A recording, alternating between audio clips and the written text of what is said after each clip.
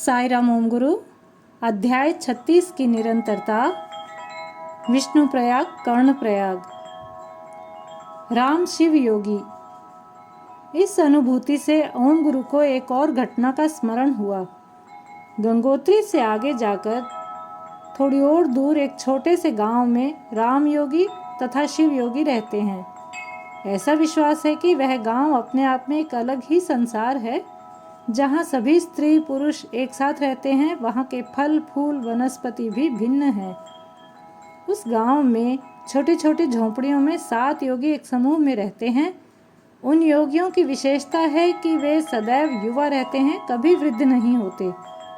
राम योगी एवं शिव योगी से एक ऐसे अमेरिकी व्यक्ति की कहानी जुड़ी है जो पूर्णतया भोग विलास में डूबा हुआ था। वह एक अमेरिकी व्यक्ति पूरी तरह परिवर्तित होकर अध्यात्म में डूब गया। वह एक करोड़पति व्यक्ति था जो भौतिक सुखों में पूर्णतया रमा हुआ था। उसके अनुसार सांसारिक सुख से बढ़कर कोई सुख नहीं। पृथ्वी स्वयं स्वर्ग तुल्य है यदि यहाँ की वस्तुओं का भरपूर उपयोग किया जाए। अपनी भोग विलास की आदतों के कारण धीरे धीरे उस धनी की सेहत गिरने लगी। वह बुरी तरह अस्वस्थ हो गया। उसे अपने जीवन की चिंता सताने लगी। उसकी बिगड़ती दशा के समय उसकी भेंट एक महान सन्यासी से हुई।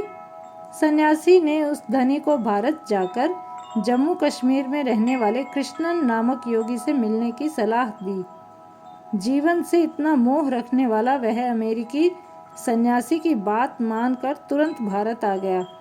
भारत की पावन भूमि पर कदम पड़ते ही उसे अपने शरीर में स्फूर्ति का आभास हुआ। उसे लगा मानो आधी बीमारी ठीक हो गई। वास्तविकता भी यही है। हमारी भारत भूमि ऐसी कर्म भूमि, धर्म भूमि, दैविक भूमि, तप भूमि है जहाँ अनेक श्रेष्ठतम महात्मा गण निवास करते हैं। जब वह अमेरिकी आदमी योगी कृष्णन जी से मिला तो उन्होंने उसे गंगोत्री जाकर कुछ अन्य योगियों से मिलने का निर्देश दिया। योगी कृष्णन ने यह भी बताया, उनसे मिल पाना सरल कार्य नहीं है। यदि मिल पाए तो तुम्हारे रोग का निवारण संभव है। तुम्हारा जीवन अधिक शेष नहीं है, केवल 2 से 3 वर्ष। धनी व्यक्ति की सेहत लगातार बिगड़ती जा रही थी। ऐसी स्थिति में वह गंगोत्री से सुदूर उस स्थान पर गया जहाँ राम तथा शिव योगी रहते थे। उनसे मिलकर उसे आत्मिक प्रसन्नता का आभास हुआ। यह उनके साथ 6 मास तक रुका और उनके पथ प्रदर्शन का अनुसरण किया। राम योगी एवं शिव योगी के मार्गदर्शन से न केवल उसकी बीमारी ठीक हुई, वरन वह युवा व आकर्षक दिखने लगा। अमेरिका लौटने पर उसके रिश्तेदारों तथा मित्रों ने उसे पहचाना नहीं, बल्कि प्रमाण के लिए डीएनए परीक्षण की मांग की। परीक्षण से प्रमाण पाकर सबको बहुत अचरज हुआ कि जीवन से जूझने वाला बीमार व्यक्ति वही युवा लड़का था। इस घटना के पश्चात उस धनिक की जीवन शैली पूर्णतया बदल गई। उसने स्थानीय लोगों को आध्यात्मिकता का पाठ पढ़ाना आरंभ कर दिया। अपने अंत समय में वह भारत आया और यहीं पर समाधि प्राप्त की। इस घटना से सिद्ध हो गया कि आध्यात्मिकता केवल भारतीयों में ही नहीं, वरन विदेशियों में भी संभव है।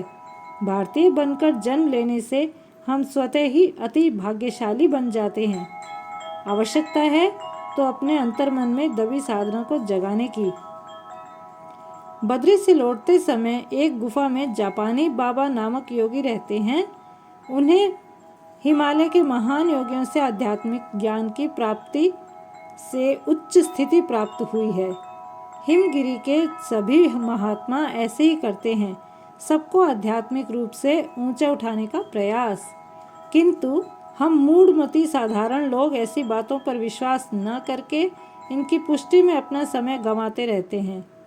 जिस प्रकार कोई वस्तु सुलभता से प्राप्त होने पर उसकी विशेषता समझ नहीं आती, उसी प्रकार भारत भूमि पर निवास करने वाले महात्माओं का महत्व भी हमें समझ नहीं आता।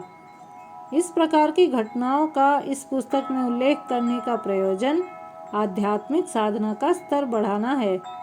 इसके लिए आवश्यक है कि ऐसी घटनाओं को साधन समझकर अपनी साधना को बेहतर बनाने के लिए प्रयासरत रहना चाहिए। एक और सत्य यह है कि उच्च स्तर की साधना केवल गुरु के मार्गदर्शन से ही संभव है।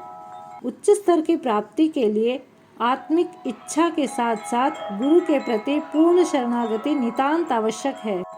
इसलिए अपने जीवन को व्यर्थ की बातों में नष्ट न करके कठिन परिश्रम द्वारा आध्यात्मिक स्तर की उपलब्धि प्राप्त करनी चाहिए। इस संदेश को जनसाधारण तक पहुंचाना भी इस पुस्तक का लक्ष्य है। ईश्वर के द्वार से कभी कोई खाली हाथ नहीं लौटता। भगवान को पूर्णतया समर्पित होकर प्रार्थना करना पर्याप्त है। जिसे गूढ़ विषय समझ आ जाता है वह अवश्य में सुखद अनुभव प्राप्त करता है। जय साई राम, जय ओम गुरु।